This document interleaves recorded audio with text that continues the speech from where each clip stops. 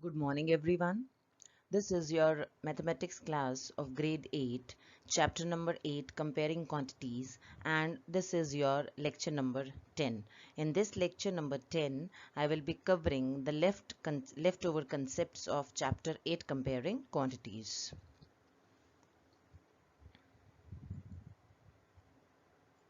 So let us see today's key points. In this lecture, I will be discussing the leftover part of comparing quantities chapter, that is the concept of compound interest. In comparing quantities, I told you previously also in the previous lecture also I told you that comparing quantities chapter consists of three concepts: percentage, profit and loss, and compound interest. In the previous lecture number 9, we have covered these two concepts. Now I will be covering the concept of compound interest. Compound interest concept I am covering now. So let us see first of all what are the terms related to SI and CI. What is this SI? That is simple interest. What is this CI? That is compound interest. And we have learned, you must have learned about SI in your previous class. So but I will be discussing it once again. So let us see now the terms related to SI and CI. The very first term which is related to both these concepts is principal. What do you mean by this principal? Money which has been borrowed, lent or invested is called sum or principal.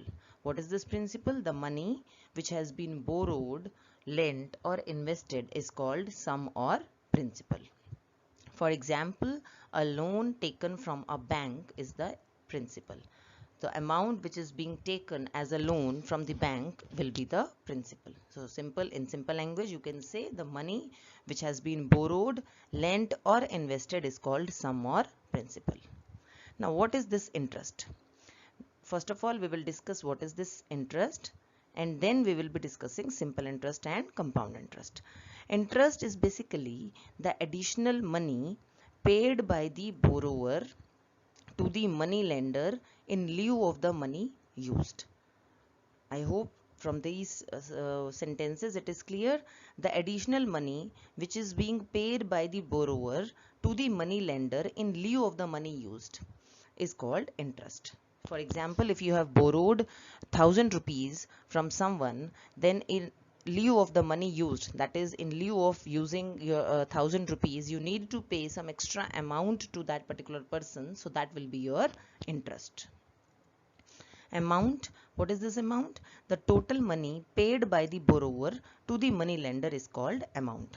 And now suppose you have borrowed 1000 rupees from someone and you need to pay 200 rupees as the interest. I'm just taking an example. Then amount will be 1000 rupees plus 200, that will be your 1200 rupees. So amount will be principal plus interest. 1000 rupees you have borrowed, that is your principal, plus interest of 200 rupees you need to pay, so that will be 1200 rupees. So the amount is given by the formula of principal plus interest. So principal is the money which has been borrowed, lent or invested is called sum or principal. For example, a loan taken from a bank is the principal. What is this interest? Additional money paid by the borrower to the money lender in lieu of the money used is called interest. And then coming to amount, the total money paid by the borrower to the money lender is called amount. Now coming to rate. What is this rate of interest? Rate is basically the interest paid on specified amount for specified period. Specified amount can be any amount, so it is the interest which is being paid on specified amount for specified duration or specified period. For example, rate of 1.25% per month means that the interest paid on rupees 100 for 1 month is rupees 1.25. Rate of 1.25% per month means that the interest paid on rupees 100 for 1 month is rupees 1.25. This is basically the meaning of rate percent. Then coming to time, what is the time? It is the time for which money is being borrowed. Simple as this. So I hope all the terms related to SI and CI are clear to you. First of all, we have studied about principal, then interest, then amount, now rate and time. Now coming to simple interest, what is the simple interest? It is the interest calculated on the original money, that is the principal, at given rate of interest for any given time. This is simple, very simple. It is simply the interest calculated on principal for given rate of interest and for any given time. Let us see the formula of this. Simple interest will be given by this formula, P into R into T divided by 100, where P is the principal amount, R is the interest rate or rate of interest, and N is the number of years. Now let us see compound interest. What is the definition of compound interest? It is the difference between the final amount and the original principal is called compound interest. So how can you find compound interest? That by taking the difference between the final amount and the original principal is called compound interest. You will get to know the compound interest, and first of all you need to find amount. Principal in most of the questions in given to you. In almost every question it will be given to you. So you need to take the difference and get the compound interest. So the formula of compound interest is amount minus principal. Now what is the difference between SI and CI? This is the most important concept you should know.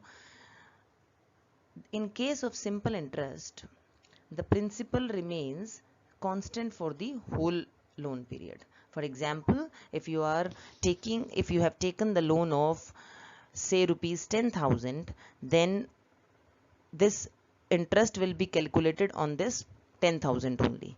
But in case of compound interest, and if you are taking the loan for suppose 2 years, I'm taking an example, if you are taking the loan for 2 years, then in case of compound interest, the amount of the previous year will be the principal for the next year. So this is the only difference between the compound interest and simple interest. So what is the compound interest? The difference between the final amount and original principal is called compound interest. Compound interest is given by this formula, amount minus principal. What is the difference between SI and CI? In case of simple interest, the principal remains same for the whole loan period. But in case of compound interest, the principal goes on changing every year. And what is this change? The amount of the previous year becomes the principal for the next year. Now, coming to the formula for compound interest. Formula for compound interest, at the end of N or T, you can take either N or T. For principal P, rate of interest is R% per annum, which is given by the formula. Compound interest is equal to amount minus principal. But we need to know this amount. What is the formula of this amount? So it will be given by amount is equal to principal bracket 1 plus R over 100 raised to the power N or T. Whatsoever you are taking, you can take any one of either. You can write N or you can write T. Now coming to conversion period. The time period after which the interest is being added each time to form a new principal is called conversion period. It is basically the time period after which interest is added to form a new principal, which is your conversion period, or you can say the time from one specified interest period to the next period is called your conversion period. Now there are few important points related to this conversion period. Let us see those points. If this specified period is 1 year, that is the interest is being compounded annually. Annually, everyone knows that it is a time period of 1 year. Then there is one conversion period in a year. Simple as this. So if the specified period is 1 year, that is the interest is compounded annually, then there is one conversion period in a year.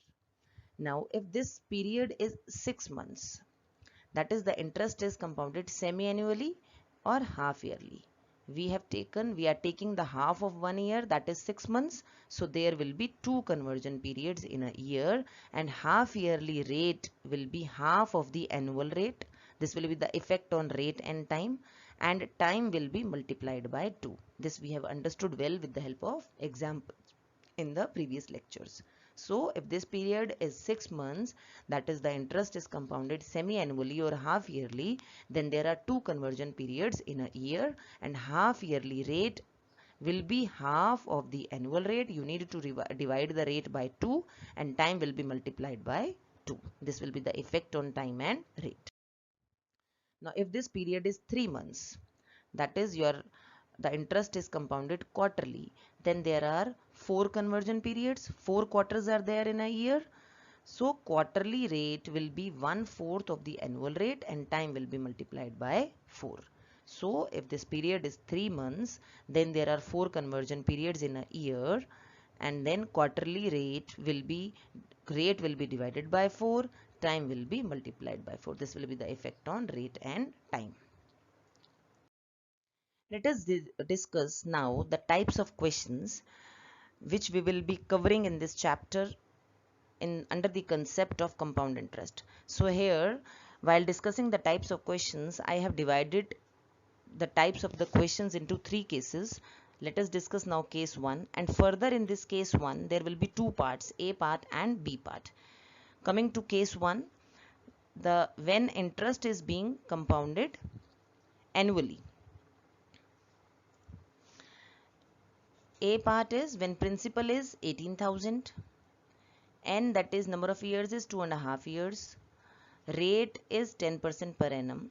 The difference between this A part and B part is this number of years, that is N is equal to 2.5 years, but they both come under the category when the interest is being compounded annually. So amount, we know the amount formula is P bracket 1 plus R over 100 raised to the power N. First of all, you need to find, or you need to take this N as 2 years here. And then this amount will be the principal for the next half year. So putting the values, amount is equal to 18,000 bracket 1 plus 10 over 100 raised to the power 2. So here amount will be 18,000 into 100 plus 10 over 100 raised to the power 2. As I told you that we need to calculate the amount for 2 years first. Then solving it further, it will be 18,000 into 110 over 100 into 110 over 100. Then it will be 21,780. And this is the amount for 2 years. Now this amount for 2 years will be the principal for half year. So this will be the principal now for half year. So simple interest formula you will be using now. 21,780, that is P into R into T. T here is 1 over 2. So after solving, you will be getting 1,089.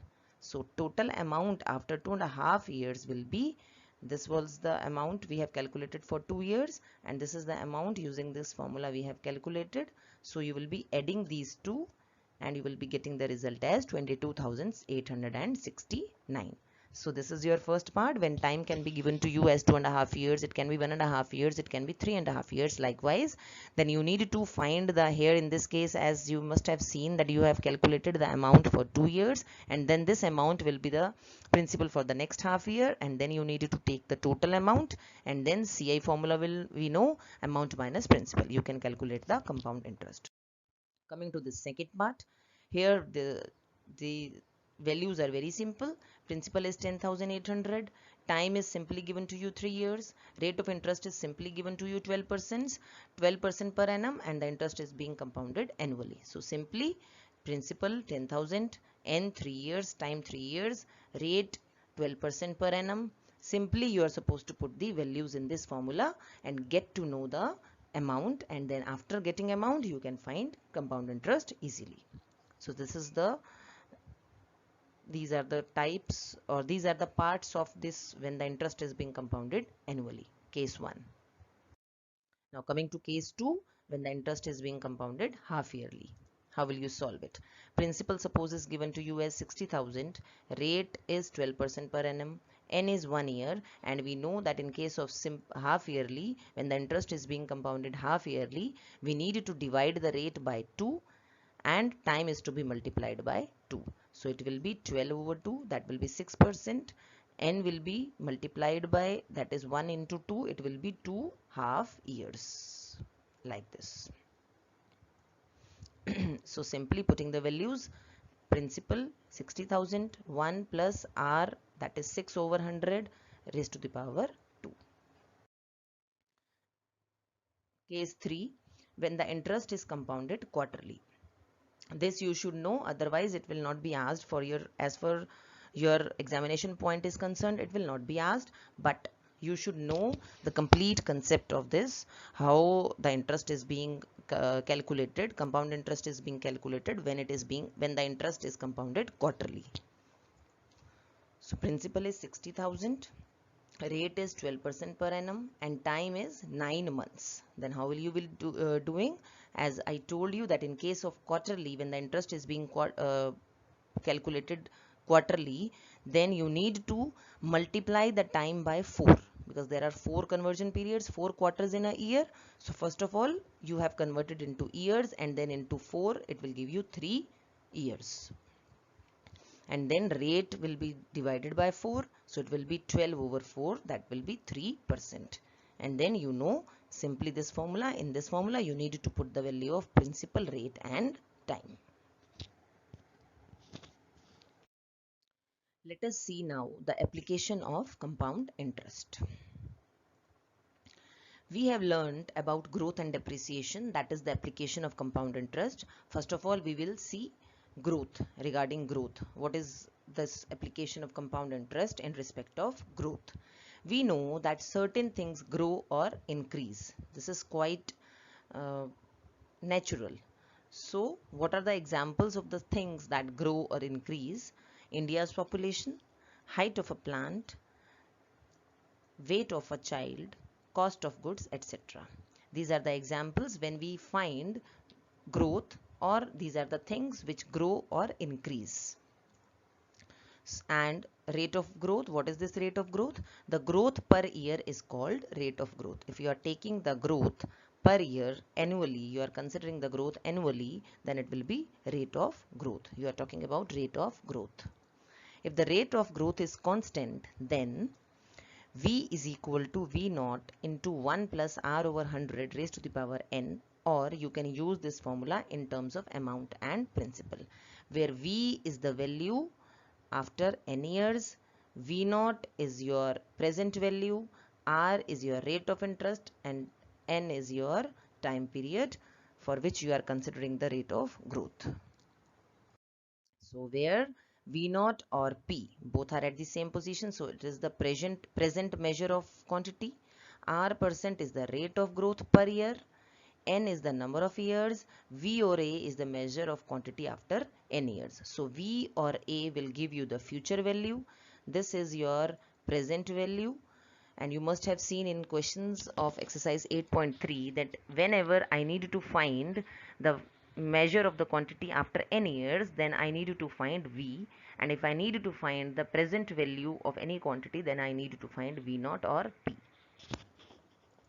Now coming to depreciation part, the decrease of the value per year, simple as this. Depreciation means decreasing in the value of something. The decrease in the value per year, if you are talking about, that is your rate of depreciation. Depreciation simply means decrease in the value, and if you are talking about rate of depreciation, it will be considered per year. If you are considering the rate of decrease of value per year, then that will be rate of depreciation. For example, the value of a machine or vehicle, etc., decreases with time due to wear and tear. This is a very common example and very simple example to understand. You can understand very easily that if you are using a machine or you are using any vehicle for long years, then its value decreases with time due to wear and tear. So if the rate of depreciation is constant, then rate of depreciation, we need to find the rate of depreciation. So here in the formula, minus sign will be there. In this formula also you will be taking minus. The formula is same, but the difference is of this minus sign, where V naught or P is the present value, R percent is the rate of depreciation, N is the number of years, and V or A is the value after N years. So this is the application of compound interest, growth and depreciation. We have seen if it is a case of growth, then you need to take the plus sign, then the formula will be V is equal to V naught bracket 1 plus R over 100 raised to the power n. And if it is the case of depreciation, then the formula will be V is equal to V naught bracket 1 minus R over 100 raised to the power.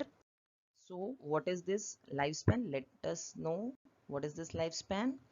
Lifespan is basically the number of years a machine can be effectively used, and after which it is being sold as a waste or scrap. The number of years a machine can be effectively used is called its lifespan. So dear children, I am giving you assignment 1 of this chapter number 8, comparing quantities. Question number 1. Find the compound interest on rupees 50,000 at 4% per annum for 2 years compounded annually. Question number 2 is, if 90% of x is 315 kilometer, find the value of x. Question number 3 says, Avinash bought an electric iron for rupees 900 and sold it at a gain of 10%. He sold another electric iron at 5% loss, which was bought for rupees 1200. Find the loss or gain on the whole transaction. This is question number 4. This is the fill in the blank. That dash is a reduction on the market price of the article. This is question number 5. Likewise, I have given you 10 questions in this assignment. And this is the true false. And dear children, I will be taking your test on Friday. And for this you are supposed to revise this chapter completely from NCERT book, and I will be giving you the 2 assignments of this chapter. This is your assignment number 1 consisting of 10 questions. So your homework is to complete assignment number 1 of chapter 8, comparing quantities, in your homework notebook. So in this lecture what we have discussed about the various terms, or we have discussed the various terms related to SI and CI. We have learnt about principal. What is principal? The money borrowed, lent or invested is called principal. We have learnt the definition of interest. The additional money paid by the borrower to the money lender in lieu of the money used is called interest.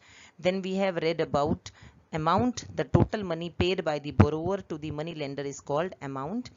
Likewise, we have learned about rate and time. Then we switched over to simple interest. It is simple. It is the interest calculated on the original money or principal at the given rate of interest for any given time, and this will be given by the formula P into R into T.